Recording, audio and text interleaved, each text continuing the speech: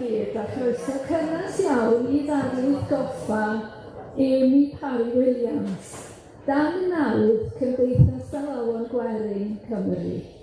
Mae'n braf iawn gweld ffrindiau a theulu y ddynesydd Parry-Williams wedi troi mewn ato ni heddiw. Wrth I ni gadw I henw hi yn amlwg o flaen y genedl.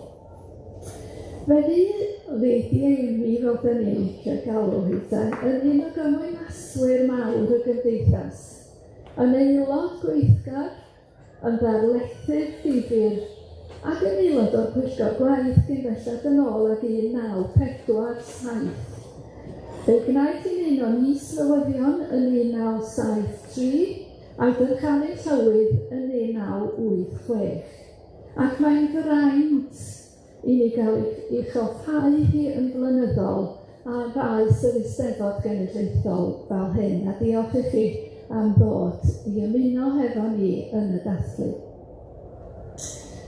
Eleni Gwenan Gibbard sy'n traddodi'r Narlith Goffa. Mae'r lleol wrth gwrs ydi Gwenan o Bwllheli ac wedi magu ar aelwyd oedd yn rhoi pwyslais mawr ar gerddoriaeth Gymreig.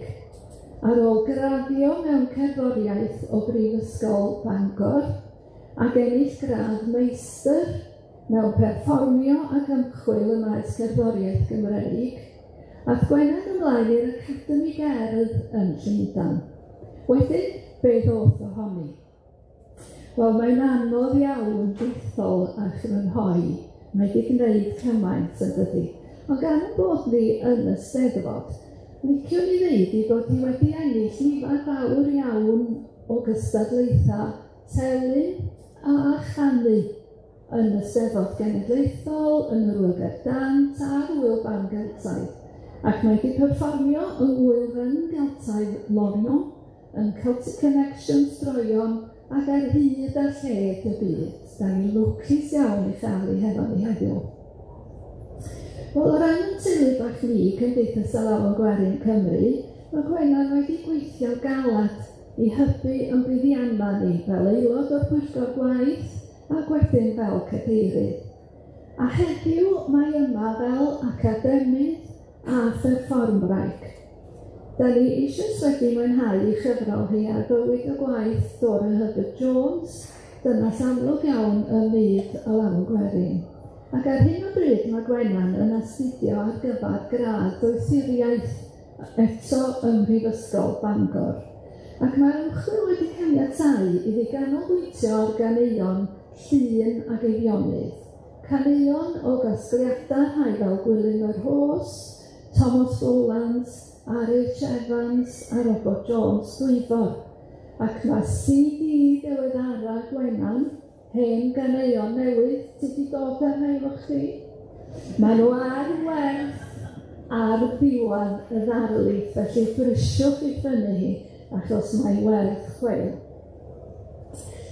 Gael gyflwyno I chi felly Gwenan Gibbard I draddodi Narlith Goffa Amy Parry-Williams 2023 ar y testun Caneuon Gwerin, Llŷn ac Eifionydd. Croeso cynnas I Gwenan.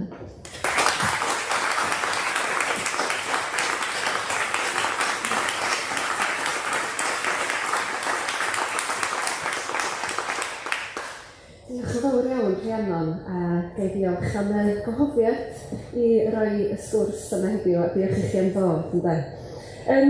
Wel, bwriad y sgwrs ydi roi rhyw gipolwg ma'n debyg ar rhai o Caneuon Gwerin, yr ardal yma, Llŷn ac Eifionydd, ac ar rhai o gasgwyr Caneuon Gwerin yr ardal hefyd. Mae rhai o'r Caneuon byddai'n sôn amdanyn nhw, yn rhai dwi wedi dod ar eu traws nhw yn archif Mered a Phyllis archif helaeth wrth gwrs sydd rwan bellach yn y Llygell Genedlaethol. Mae rhai o'r Caneuon eraill yn dod o gasgliadau personol teuluoedd rhai o'r casgwyr a dwi'n ddiolchgar iawn I sawl teulu, dweud y gwir, yn yr ardal yma am rannu ei gwybodaeth a'i deunydd hefo fi, ond byddai'n sôn mwy am hynny yn y man. Ac fel arfer, beth dwi'n wrth y modd yn wneud wrth wneud rhywbeth fel hyn ydy sgwrsio ar y diwedd, mae gen rywun wybodaeth bach i gyfrannu, felly os yna rywun efo rhyw ragor wybodaeth am un o'r casgwyr yma, neu am rhywbeth fyddai'n sôn amdano fe dweud y gwir yn y sgwrs yna, fyddai'n falch iawn o sgwrsio efo chi ar y diwedd. Wel, archif Mered a Phyllis ydy'r sylfaen dweud y gwir yr sgwrs yma ac i'r gwaith ymchwilio dwi wedi bod yn ei wneud dros y 2 blynedd dwytha. Ac wedyn, wrth gwrs, fel ymchwil, mae un peth yn arwain at y llall yn dydy, a mae'r archif honno dwi'n arwain i bob math o gyfeiriadau diddorol, dweud y gwir, a mae'r ymchwil yn parhau. Ond y bwriad yn y cychwyn oedd edrych ar gasgliadau mwy anghyfarwydd o Caneuon Gwerin, rhai heb eu cyhoeddi a gyflafwriad i sbio'r Caneuon o Sir Fôn, o Dyffryn Conwy, o ardal Gwyn Ffestiniog, ac wrth gwrs yna bob math o Caneuon yn dod i'r fei o ardal Llŷn ac Eifionydd, ac felly mi dechreuais i wrth yn rhaid yn fanno, a dwi wedi aros wrth yn rhaid, dweud y gwir, achos bod yna gymaint o ddeunydd o'r ardal yma i'w gael yn yr archif, ac fel arall hefyd, dweud y gwir. Ac o hynny dwi'n synnu fi gymaint o Caneuon o fy milltir sgwar i yma, a fi na ddim yn gyfarwydd efo nhw, ddim wedi clywed nhw'r blaen, felly oedd hynny rhywbeth reis gyffroes, dweud y gwir.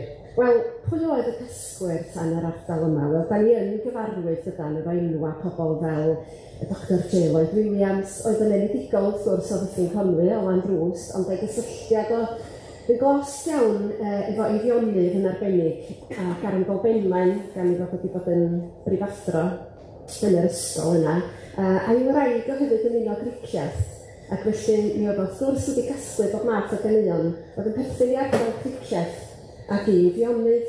Mae Tal Gruffydd yn dydy yn enw arall, cyfrifydd yn Hwlleli, y Tal Gruffydd, un o Lithfaen, ac oedd gyda fo gor meibion yn ardal Hwlleli, cor glannau erch, ac oedd o'n wrtha'n canu bob math o drefniannau o Caneuon Gwerin oedd o wedi casglu, felly mae'n ambell un ar y testunau y flwyddyn yma, ac mae rhywun yn meddwl wrth gwrs am gan fel y Gwydr Glas, sawl fersiwn ohono'n does, ond mi glywodd Tal Gruffydd, Robert Gruffydd, tregraig bach o Sirwain yn canu hon ar y stryd yn Hwlleli, wedyn mae honno yn un fersiwn. Ond mae yna enwau eraill does, mwy anghyfarwydd efallai, a mi drown ni syth at un ohonyn nhw, sef ar Evans, ac mi o'n i wedi clywed yr enw yma, ond ddim yn gwybod gymaint o hynny amdano fo. Un o felin llecheiddio'r yn Eifionydd gan Bob Enmain oedd o, a mi gafodd yn 1871 a wedyn marw yn 1944. A dyna chi wr arbennig, oedd gan fod ddiddordeb mewn bob math o feysydd, dweud y gwir. Mi astudiodd o amaethyddiaeth botaneg a chemeg yn y coleg ym Mangor. A mi fuodd o'n athro gwyddoniaeth yn ysgol Botwnog yn fama yn Llŷn am gyfnod byr. Mi fuodd o'n athro amaethyddiaeth wedyn yn Mhrifysgol Reading. Ac yna, yn 1913, mi ddath yn ôl i ben Llŷn a mi ddath o'n brifathro cyntaf coleg amaethyddol Madryn yma yn Llŷn. Oedd o'n amlwg iawn yn ei faes, ac mi oedd ganddo fo hefyd diddordeb brwd mewn llenyddiaeth a cherddoriaeth. Dwi'n gwybod os oes na rhywun o'ch chi wedi darllen rhaglen yr Eisteddfod, rhaglen yn yr wythnos felly, a mae yna erthygl yna ar Evans. Mi oedd ar bob pwyllgor oedd yn mynd pan oedd y Eisteddfod yn Hwlleli yn 1925. Ac mi gafodd o hefyd y swydd hynod bwysig o fod yn ysgrifennydd y pwyllgor llety. Ac nid tasg hawdd o honno, dwi'n meddwl, achos oedd rhaid sgwennu nhw pawb i lawr oedd angen llety yn yr ardal, a mae ganddo lyfr fel hyn o enwa pawb, a bob tŷ a tŷ tafarn y gwesty yn yr ardal, a faint o stafelloedd oedden nhw yn ei gynnig, felly, wedyn gwaith aruthrol, ond mi gafodd gydnabyddiaeth ariannol am wneud y gwaith. Beth bynnag, mi roedd o hefyd yn casglu Caneuon Gwerin, ac yn ei waith o ddiweddarach o prisiwr tir, oedd wrth gwrs yn dod i gysylltiad efo llawer iawn o ffermydd a ffermwyr yn ardal Llŷn ac Eifionydd, ac illan casglu rhyw ambell i gan yn sgwrsio fy nhw'n fanno ar yr aelwyd. Oedd o'n hefyd yn cofio llawer iawn o Caneuon neu blentyndod yn Eifionydd. A mi oedd y gysylltiad rhwng R.H. Evans a Gwilym y Rhos. Mi fuodd Gwilym y Rhos yn athro arno fo yn yr ysgol gynradd yn Garndol Benmaen, ac oedden nhw wedi cadw gysylltiad o hyd yr amser a'i llwybro nhw wedyn yn croesi eto yn y brifysgol ym Mangor gan bod y ddau yn yr un maes, yn y maes botaneg felly ynde. Mi oedd R.H. Evans yn aelod cynnar o Cymdeithas Gwerin, ac yn anfon Caneuon i Gwilym yn aml. Yn archif Mered a Phyllis, mae yna sawl llythyr anfonodd R.H. Evans ato fo yn deud pa Caneuon oedd o wedi clywed yn y blaen. Mae un gan Meibion yn Erched, yn enghraifft yn yr Caneuon llofstabal oedd R.H. Evans wedi clywed, a mi gyhoeddwyd hon yn Nghylchgrawn Cymdeithas Gwerin yn un o'r rhifynnau cynta un, a can Gwerin fferm Llŷn o R.H. Evans yn gael hi. Oedd hi'n hen faled wedi goroesi ar lafar y gwlad. Can am dwyll, o'r stori gyfarwydd dydy, y mab sy'n forwr, yn gaddo bod yn ffyddlon, ond dydy o ddim wrth gwrs, yn priodi rhywun arall, y ferch yn torri chalon ac yn anffodus yn marw o hynny. Ond mae ei hysbryd hi yn mynd allan i'r môr mawr, ac mae'n ffindio'r union gwch lle oedd y mab yma yn gapten arno fo.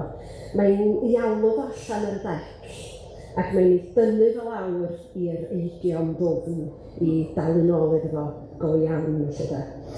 Wel, can arall anfonodd R.H. Evans at Gwilym y Rhos oedd chydig o hen berillion ydyn nhw, mae'r geiriau'n gyfarwydd yn ei gyd yn siŵr, da clong yn hwylio'n hwylus, heibio'r trwyn ac at yr ynys, ond oedd hon yn boblogaidd iawn ym Mhen Llŷn, a mae buddig oedd Robert sefyd wedi cyhoeddi hon yn un o'i chyfrola.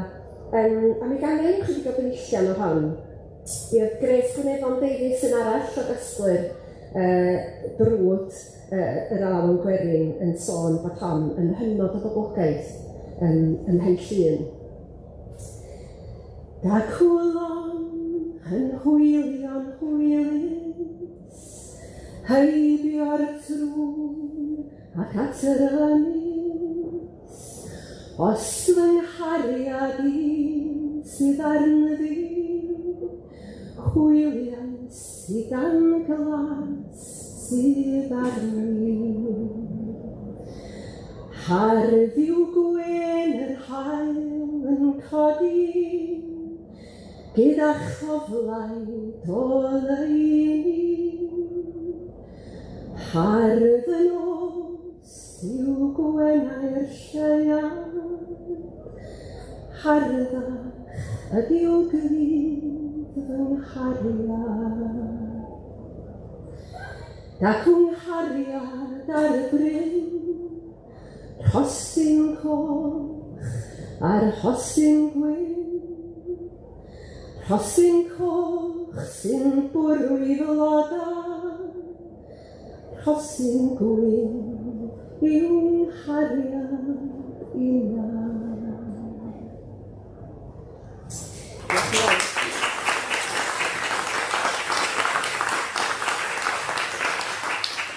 Wel, un arall o wir Eifionydd oedd Robert Jones Dwyfor yn enw barddol oedd yn hoff iawn o farddoni hefyd.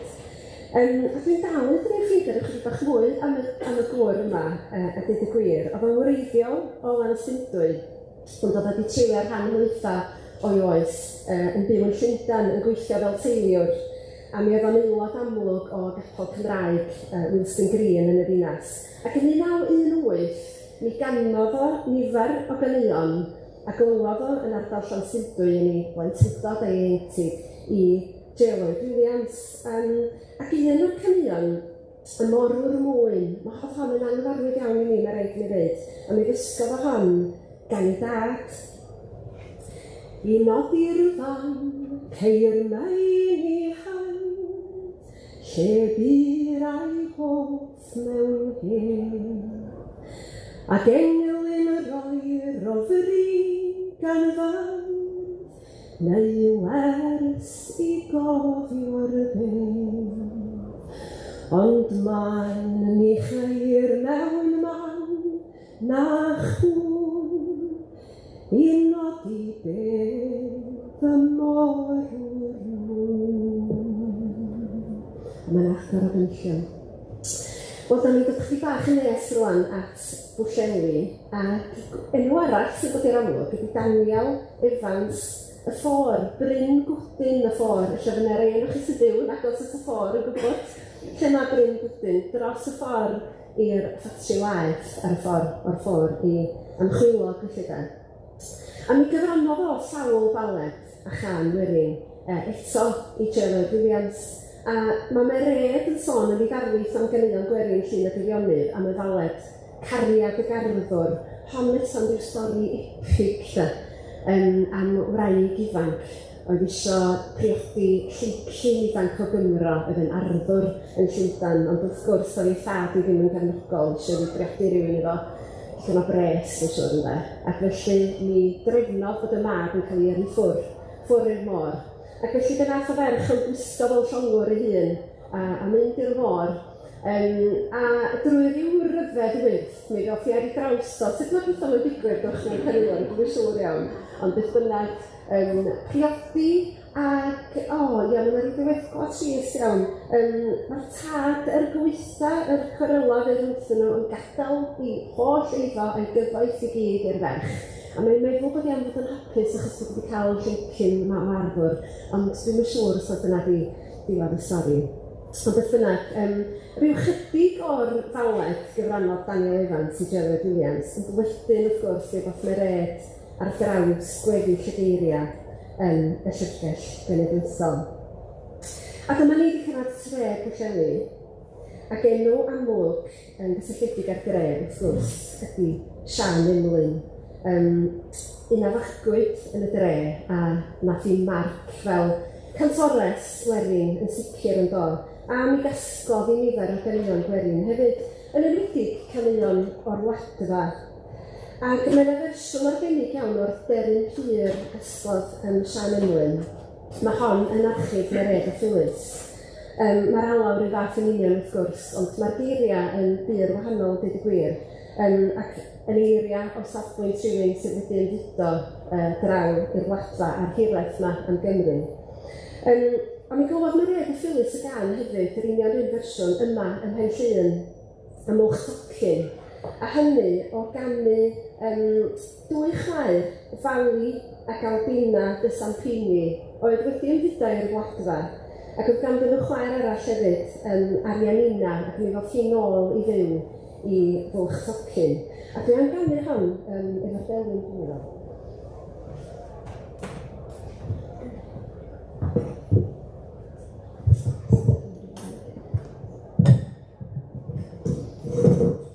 Felly, y gwcw fach Nicholas.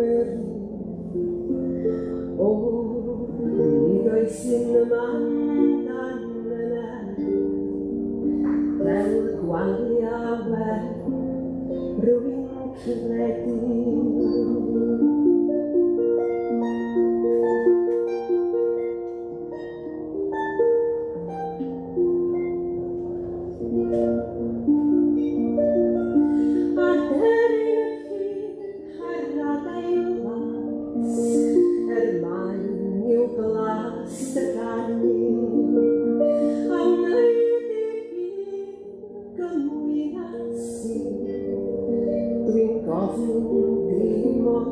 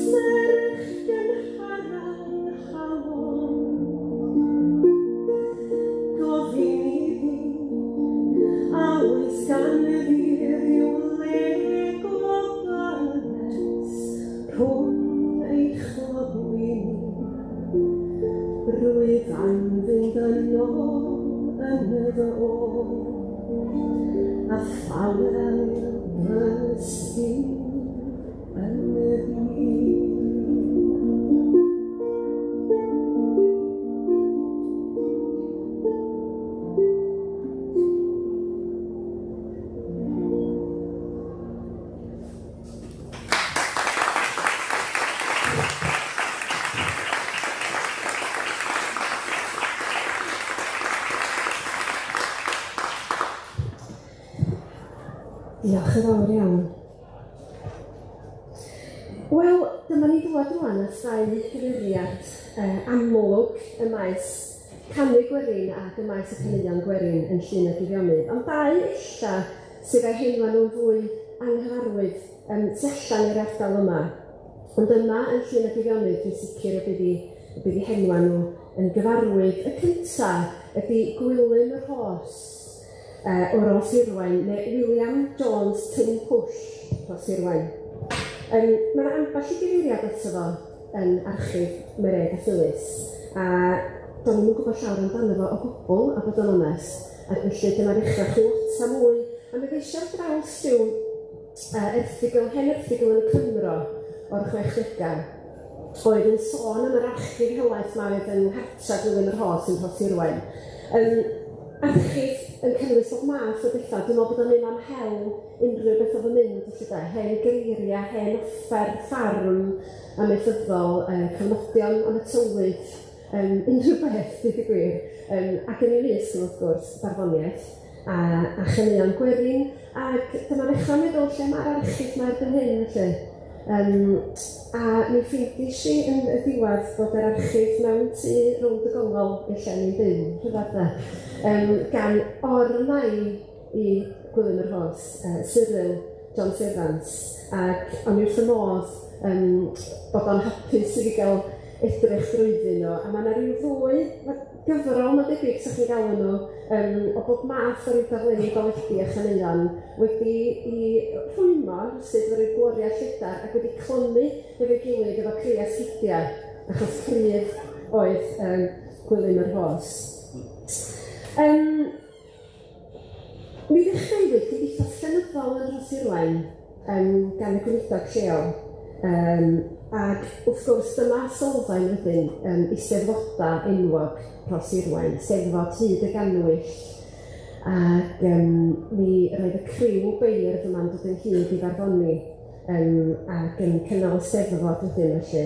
A Gwilym y Rhos yn rhif un o'r criw mwyaf amlwg ohonyn nhw felly. Ac mae yna bob math o gerddi a goleudy fel yn ei sôn yn y casgliad. Caneuon fydda'n arfer canu yn ardal Llŷn, y salwm, a maen nhw'n ddrych o hanes y Cymdeithas yr adag honno yn yr ardal. Mae yna bob math o ganeuon hefyd sydd yn eitha unigryw i ben Llŷn, can, Porth Gylmon, 1820, neu ryw ganeuon anghyfarwydd iawn wedyn. Lawer ohonyn nhw'n gynnyrch eisteddfoda lleol, mae gystadlaethau sgwennu baledig yn y blaen, ac wedyn wrth gwrs mi fyddan nhw'n cael eu hargraffu gan un o'r meirf argraffwyr oedd yn Bwlleli'r adag honno. Ac wedyn i canu wrth gwrs ynde. Mae yna un arall breuddwyd gwrach o benmaen melyn Llŷn. Mae hwnna'n mynd difyr iawn. A nifer o ddaledi ysgan yn sôn am dyfodiad cyflenwad dŵr i Fotwnog, can yr etholiad y cyngor sir ac yn y blaen. Ac wrth gwrs, oedd y newid mawr mewn trafnidiaeth yn doedd diwedd y bedwaredd ganrif ar 15, dechrau'r 15 ganrif. Yn enwedig yma yn Hen Llŷn, oedd y ceffil a throl ac yn y blaen, ac y synod cyfynnu ar milod. Ond wedyn, wrth gwrs, oedd y cwmnïau mawr yma'n dod i gyflenwi modd o deithio o ben draw Llŷn i Bwlleli ar ddiwrnod marchnad. Maen nhw'n cario nwyda ac yn cario pobl ac yn cario newyddion yn ôl ac ymlaen o'r dre i'r wlad hefyd. Ac oedd hynny yn rhywbeth eitha chwldradol, dwi'n meddwl, yn doedd yn y cyfnod. Ac mae yna un gan yn arbennig, trafnidiaeth yn Llŷn 1860. Dydy hon yn mynd ys o blwyddyn, i chi dechrau chwilio os o fi'n edgar benillion. Ond mi sgwennwyd hon gan ŵr ar enw David Moore, felly dwi am ganu yn chydig o hynny. Mi glywais y tadau'n dywedig am gyflwr trienni sgwar Llŷn. Primryd oedd un drol at wasanaeth, na cherbyd i gario un dyn. Os angen na fyddai ar rywun i fyned i'r archnad y dre. Rhoi ffordd drwy y pac ar ei ysgwydd a cherdded y dawth anna ef. Y ffyrdd oedd o gyflwr difrifol yn bydew a hynod o gul.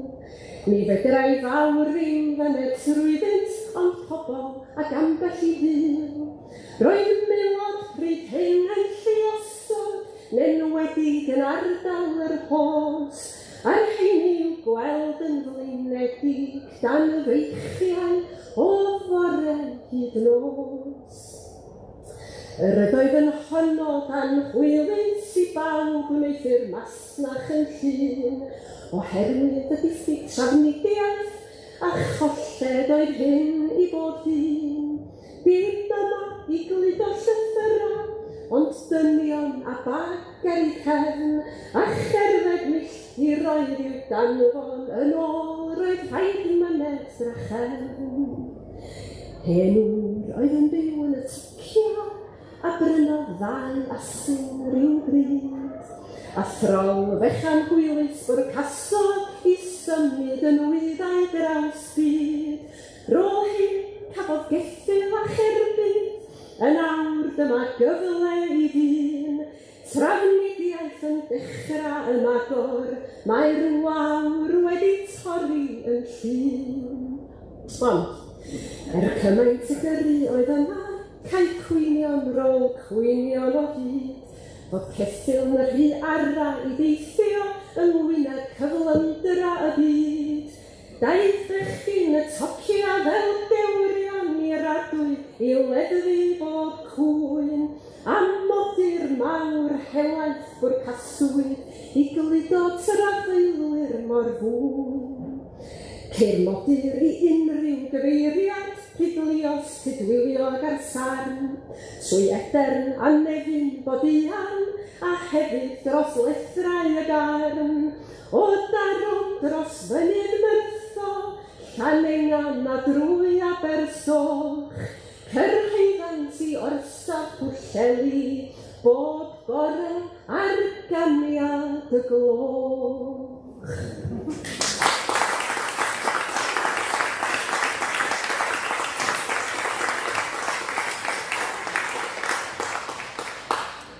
Diolch yn fawr. Wel, mae'n ofni faint yr Caneuon yn y cwmnïau coetrus yma, fydden nhw'n dod o'r ffermydd yn dod yn uwthaf yn cyfynwyr coetrus, a mae yna gan coetr y tocia, mae yna gan coetr tir gweith ac yn y blaen.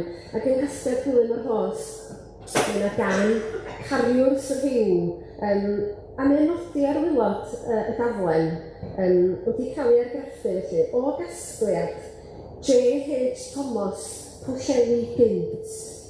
A pwy yn y byd oedd hwn, dwi ddim yn gwybod yn dweud, dwi wedi trio darganfod, os oes yna rhywun yma yn gwybod rhywbeth o hanes J.H. Thomas Pwllheli gynt. Dwi'n gwybod lle ath o wedyn, dwi'n yn siŵr iawn.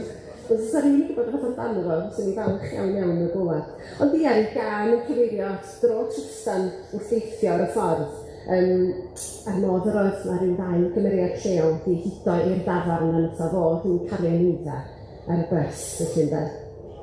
Ond mae yna gan arall ddifyr yn sôn am gyfarfod rhyddfrydol awyr agored yn Pwllheli. Fe gawdau yno, wrth gwrs, sydd yn hyn, gan brif o mwy yno, ar ddiwrnod ffair Wyl Grog. John Roberts oedd yr ymgeisydd lleol, a ymgeisydd rhyddfrydol, felly ynde. A neb llai na Thomas G ei hun yn dod yno I siarad am, mae ddifyr dychmygu rwysyd y sefyllfa cyfarfod awyr agored, mae'n siŵr na ar y maes yn Pwllheli fysa wedi ymgasglu yn hyd. Ac mi oedd y daflen ma wedi cael ei argraffu a'i rhannu'n helaeth mae'n siŵr. Ac Alawon wedi nodi wrth y geiriau, gwnewch bopeth yn Gymraeg, ac yn mynd o hyn. O lethra brynia arfon a holl randiroedd Llŷn, o'r eidl hyd erbyn eiddion, John Roberts ydiw'r dyn, ein teilwng yn rychioli, fe yw'r cymhwysa fwr, cyn byth dychwelwn dori ar wyddfa Llŷn o ddŵr.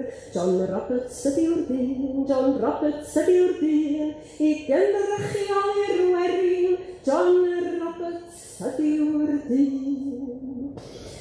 Wel, oedd na ambell I galed bryntiedig, a dim enw argraffwr ar y gwylod, ond mae'n debyg bod hyn oherwydd bod nhw wedi eisiau cyfarfod yn wedi argraffu'r daledu yn digwydd yn doedd ambell waith.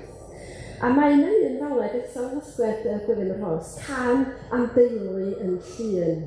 Y geiriau gen Robert Jones Dwyfor wedi darganfod wedyn, un o'r rheola, wrth gwrs, o'r baledwyr crwydrol yn debyg, yn sicr o beth wedi dod i Bwllheli, gyda pobl yn tyrru a bell ag agos, dwi'n meddwl, doedd i ffeirio Pwllheli ers talwm.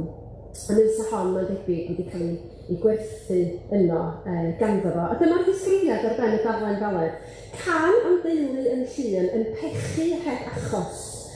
Wedi colli a rhifedi yr wythnos, y gŵr yn hau ceirch, y ddau was a'r forwyn yn llyfnu, a'r forwyn arall ar nil yn corfi, a gwraig y tŷ yn golchi'r potia llaeth, meddwodd yr holl deulu nos Sadwrn ar wirod. O lawenydd am ddychweliad y mab adra o'r môr, yr hwn y tybiwyd oedd wedi boddi. Codasant y ddydd Sul gan dybiad mae gyda Llŷn ydy. Mae wedi consol dda sy'n ei. Mi gan ei rai penillion o'r faled. Wel Gymru, o deuwch yn awr bob yr un, i glywed am drwstand yr o'r hafedd yn Llŷn, y gŵr a gyfododd yn hirtus ddydd Sul, i gyrchu yn y fian y trian hen ddyn. Y forwyn a y rai yn il gyda ffon, ac yn tai a safau yn sy'n ger i bron, gan ddweud mewn iaith ryfedd mae Sul ydoedd hi, ac iddo a chyfarth na'i pero'r hen gi. Hir gofir am hyn gan bawb ym mhob bryn, am drwstan drod i grinaeth teulu tŷ gwyn. Yr oedd y ceffyla yn edrych yn sy'n, bron gofyn i'w gilydd pa beth ydyw hyn.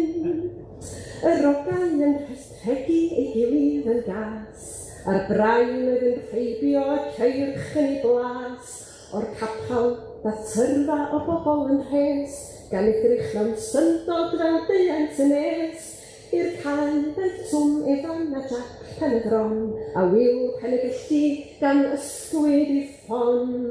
Gwyddasant o bito, pa beth ydyw hyn, a'i drysu na'i gweision y gŵr at ei gwyn. A wyddach mae saboth a ydyw yn wir, nid diwrnod hau heddiw na llyfnu y tir. Hir gofir am hyn gan bawb ym mhob bryn, am drwstan drod i grinaeth teulu tŷ gwyn. A'r llancia o llynnodd y gweddau yn rhydd, gan gyrchu am adra a'i bronnau yn bryd, a stopio y llyfnu a'r corfi ar frys, a'r wraig ac i ffitia wrth wneud cwgyn rhys. A'r gŵr a ddywedodd, o dyma hyll dro, amdanwn bydd siarad a gwawdio drwy'r fro. A'r pwdin pys y doedd fel cenllys gar lawr, a'r wraig fy'n yn ffitia am agos 2 awr. Wel, meddwi a wnaethon ni neithiwr bob un, a meddwl mae Llŷn oedd hi heddiw yn Llŷn. O, tafwch y brandi ar y botal o'r tŷ, pawb feddwodd heb lawer hen ddiw a'r hen gi. Hir gofir am hyn gan bawb ym mhob bryn, am drwstan drod i grinaeth teulu tŷ gwyn.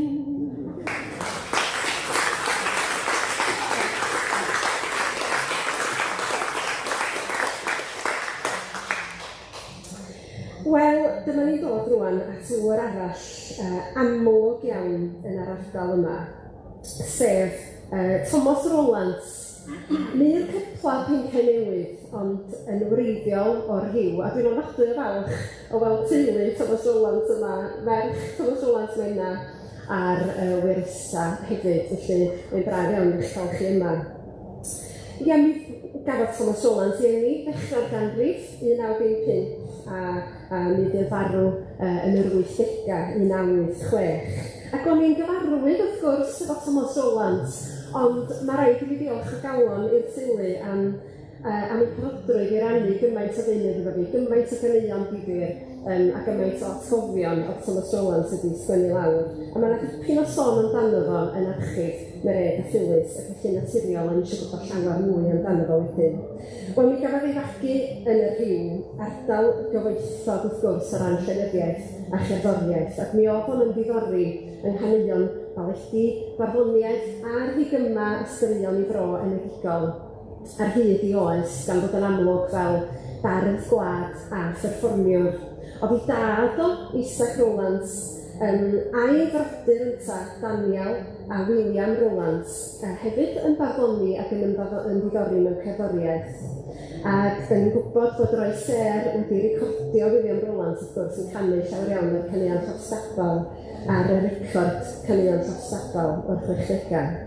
A brawd Thomas Rowlands wedyn, nifer o'n chi gyfarwydd o bod yn siŵr, John Rowlands, wrth gwrs, bardd y lori laeth, yn lynwr o fri, a mae pawb dwi'n siŵr yn gyfarwydd efo'r englyn cwbl wych, bwthyn nain.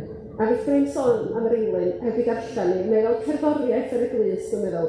Bwthyn heb fawr o bethau, bu nef gynt I nain a minnau, a brwyn o gors tybryniau yn o'n do I ni ein dain. Mae'n arbennig, dydy, arbennig. Wel, beth am Thomas Rowlands felly, bardd gwlad, ond hefyd yn tynnu at y caneuon Gwerin. Cam naturiol, wrth gwrs, oedd rhoi y farddoniaeth yma ar gan eu perfformio nhw. Ac mi oedd o yn un o'r rhai mae oedd yn cynnal yr hen arfer Cymreig o ganu I bwrpas. Sgwennu cerddi yn ymatab yn naturiol I ddigwyddiadau lleol, llawer iawn yn nhw'n rhai gwyliog. Ac roedd canu a barddoni iddo fo fel nifer yr eraill yn y cyfnod yn ffordd o fyw. Oedd Thomas Rowlands wedi cofnodi llawer iawn o bethau, dwi'n meddwl bod ni'n lwcus iawn yn hynny o beth. Caneuon oedd o wedi clywed ar lafar pan yn ifanc llawer iawn hynny nhw, pan oedd o'n yn was ffarm, mi fuodd o, pan oedd o'n 15 oed yn was ffarm, mi ath I un o ffermydd mwyaf Llŷn, Neigl Ganol, ac yn fanno wrth gwrs o'r Cymdeithas y llofstabal yn fyw ac yn iach, ac oedden nhw'n hawl yno, yn aml iawn ar Llŷn, dwi'n meddwl, ar ôl y cyfarfod yn y capel, oedden nhw'n hawl wedyn at ei gilydd, gweision ar ffermydd cyfagos I ganu mwy, wrth gwrs, ac I rannu barddoniaeth a chaneuon. A mi ddudodd Thomas Rowlands bod wedi dysgu mwy yn y llofstabal na nath o'n yr ysgol erioed.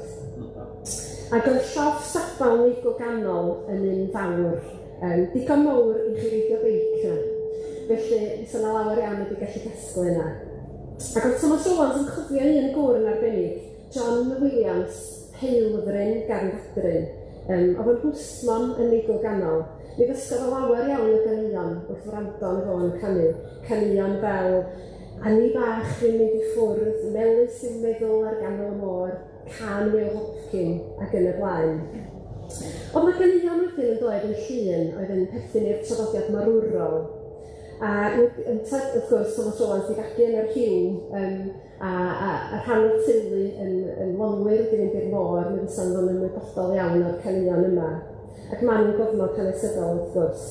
Oedd yna sawl Sion yn mynd I graffeithion, a fel hyn byddai'r hogia lleol yn canu medda Thomas Rowlands am y golydu newydd yn Eilli ac yn Abersoch. A ia, dyma ni, llawer Sion ydy'r gan yma. Llawer Sion a'i di bwrdd neigl, colli'r cos, chi allach feddwl, a nad oedd golein i'n unman, mi fynd sgodi pent rwy'n cilan. Yn y nos ar dywydd mawr, yn y nos ar dywydd mawr, fechgyn anwyl, dydy o'n handi. Goleiddu de, yn y nos ar dywydd mawr.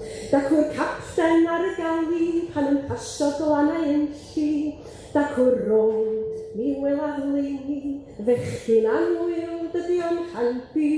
Yn y nos ar dywydd mawr, yn y nos ar dywydd mawr, fechgyn anwyl, dydy o'n handi. Yn y nos ar dywydd mawr. Oedd na caneuon wedyn, oedd yn perthyn i'r gwaith cerrig yn Rhyw, ac oedd y gwaith cerrig, wrth gwrs, yn waith mawr yn dod, a raddfa fawr yn lle, a cannoedd o bobl yn gweithio yna ar un adag. Ac fel roedden nhw yn cytia chwareli yn Ffiniog a Dinorwig a llefydd eraill yn hel at ei gilydd amser cinio yn y blaen I sgwrsio ac I ganu ac I rannu barddoniaeth. Oedd yr un peth yn digwydd, wrth gwrs, yn waith cerrig. Yr Rhyw, gwaith cerrig manganese, un o'r rhyw mwyaf yn Mrydain redeg honno, lle dweud. Mi oedd na ddau waith, gwaith feinall ar fyny'r Rhyw, a Nant Gadwan wedyn ger Portysgo. Ac un o'r caneuon poblogaidd y fanno, can lleol de, rhigymam yn cael ei gwneud i fyny, a ydych chi wedi sylwi yn y siwr, mae'r un Alawon yn dod yn ôl drosodd o drosodd, ond y geiriau oedd yn bwysig felly de. Ac yn aml iawn, os o geiriau newid yn bysawd i hanesu neu rhywbeth arall o ddiwallai wedi digwydd felly. Dyma chi un ohonyn nhw fysa nhw'n ei chanu yn y gwaith cerig adeg hwnna. Chi feibion glân a merched o ardal deg yr hiw, cymerwch ydi gyngor gweled sydd i ddiw, wel ceisiwch fod yn unol a brawdol ym mhob man, a'r hoddwch chi sy'n gryfion gyn horthwy bach i'r gwan. Rhwng bopeth yn ei le, wel fechgyn dewrion bennall rhwng bopeth yn ei le. Peth rhyfedd fysa gweled Robert Jones o'r nant yn codi clip gylfinir a'i daflu draw i'r pant, ac isag Rowlands wedyn yn Gwerin merthig a'r hedeg am ei fywyd a Robert Jones bryn teg. Williams o Alawon a'r Robert Jones Lôn las yn dysgu eir tyn mynydd pa fodd i gan bas, ac am beddoli'r gwertheg rhoi clocs am dyrraedd y moch, a symud yn ei seilli i ymyl Aberystwch. Rhwng bopeth yn ei le, wel fechgyn dewrion bennall rhwng bopeth yn ei le.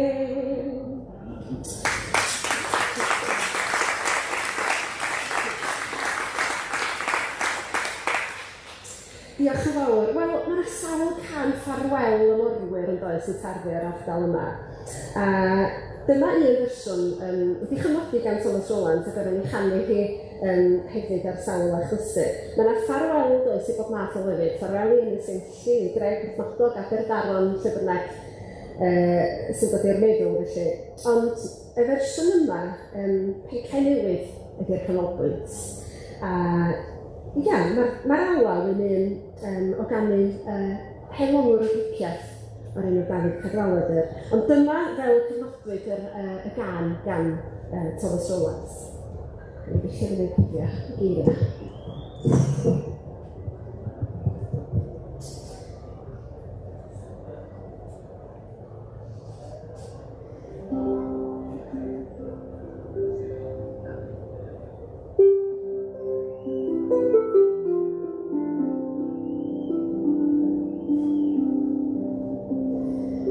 Ffarwel i Pecau Newydd, mae'n wyneb tu ar y môr. Ffarwel i hen chwarel o'n llon a'r canu yn y côr. Ffarwel i not o peron, rwy'n cychwyn ar yn haf, i chwilio draw i'r gwledydd hyll, drosto'n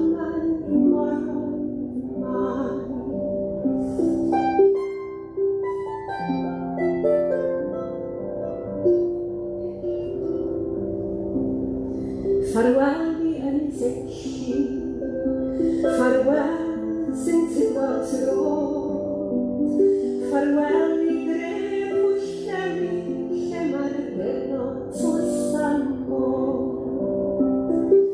Ffarwel i Drwyn Penchan, ffarwel i'r Afon Wen, ffarwel i Gastell Criced sydd â ffoen ar ei ben.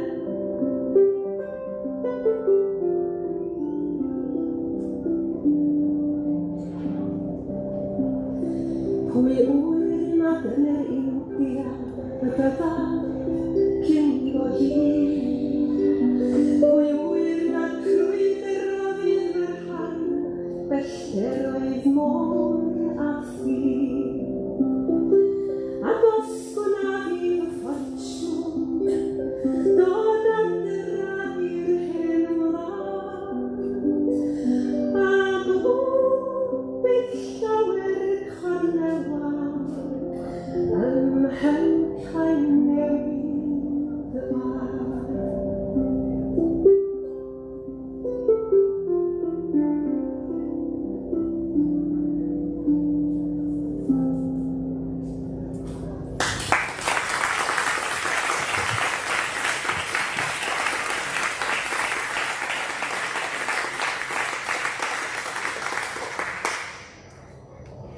Wel, mi oedd Thomas Rowlands hefyd yn canu llawer iawn o eiriau Llŷn, hynny'n beth braf iawn yn dod, ac yn sgwennu llawer iawn o faledu am ei brofiad fel gwas ffarm ar nifer fawr o wahanol ffermydd yn Llŷn, ac oedd gan arddull delenigol hyfryd y sgwennu. Ac fel o'n i sôn, y geiriau oedd yn bwysig yn fawr iawn o'r Caneuon, oedd yn meddwl. A'r Caneuon yn ddysgu Thomas Rowlands yn bendant wedi gwreiddio bob tro, o bod yn onest, yn ofn y neua'r Llŷn Eifionydd. Ac mi ymaflodd o gydol i fywyd yn traddodiadau Gwerin Cymru, barddoni a pherfformio, a gwneud cymwynas fawr a'i ardal ac a traddodiadau cefn gwlad y rhan yma o Gymru. Mi oedd Rhygymru hefyd yn dod yn rhyw traddodiad poblogaidd iawn y salwm, bod math o ryw Rhygyma difyr. Mae'n nefyn i gwrw llwyd, mae'n ddiod ac yn fwyd. Fe fysyn Alawon dymol, nes bod hi'n troi fel olwyn trol.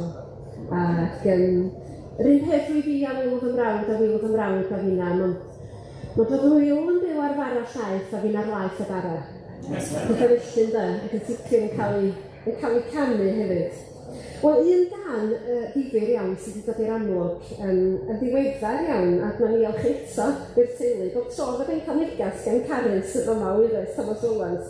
Dwi'n gwybod bod wedi dod ar draws rhywbeth diddorol yn y garej yn yr ymro'r yn rhywle, felly byddai'n cyffrawi ddod i henwyn dod i fyny ar y ffôn, diolch y galon ynddo.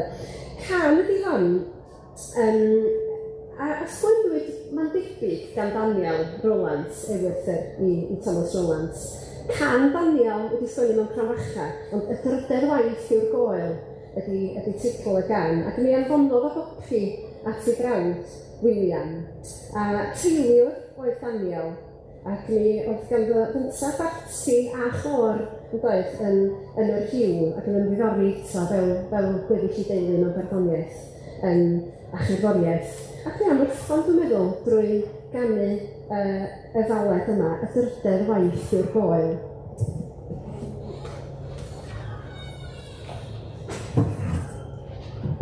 Mae'n agor o fanylion am y Caneuon ar glawr y CD, a mae gen i copiau efo fi, os ydych chi'n eisiau copi.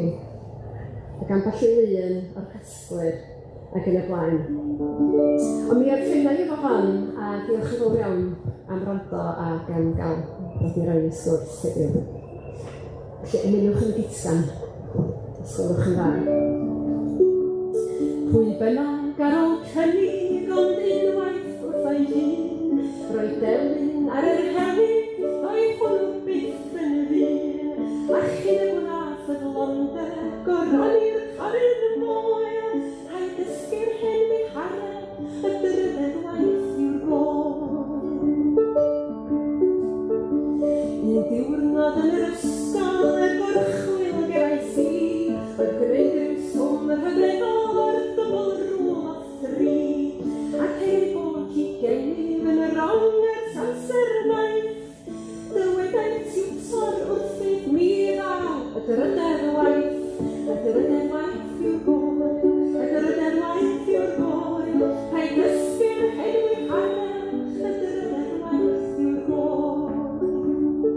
Anfonais awdl am heffaith i steddfod drono, colli cynnig eilwaith nes cael yn hyfryd ffôl, ond ar ôl bod yn methu, mi drawais ben yr hwyl, rwy'n canu mether ysgwennu, y dryddedd waith yw'r goel, y dryddedd waith yw'r goel, y dryddedd waith yw'r goel, rwy'n canu mether ysgwennu, y dryddedd waith yw'r goel.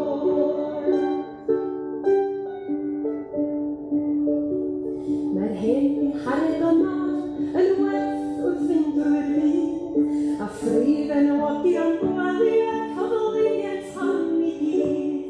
Pwy bynnag fi'n eich gwawdion, felly taro'r hwyl, dywedwch chi dda wrth fynd, mae'r dryddedd waith yw'r goel, y dryddedd waith yw'r goel, y dryddedd waith yw'r goel, dywedwch chi dda wrth fynd, mae'r dryddedd waith yw'r goel, y dryddedd waith yw'r goel, y dryddedd waith yw'r goel, dywedwch chi dda wrth fynd, mae'r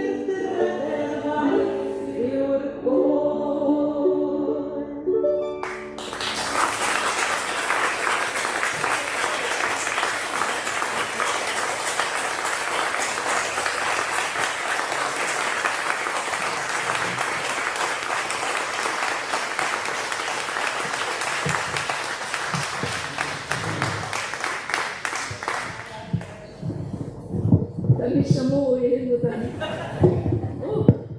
Gai ddiolch ar yn rhannu gyd, wrth gwrs, gai ddiolch yn fawr iawn i Gwenan am ddarlith hollol odidog yn ddysgubol a dweud y gwir.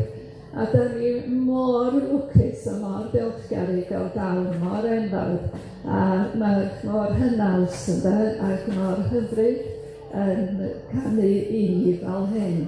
Dwi'n siŵr fydden ni'n cofio am y ddarlith yma drwy fisoedd tywyll y gaeaf yn cofio amser mor hyfryd da ni wedi gael yma heddiw na bod y Cymdeithasau 2 dan amddichiadau anodd i Gwenan.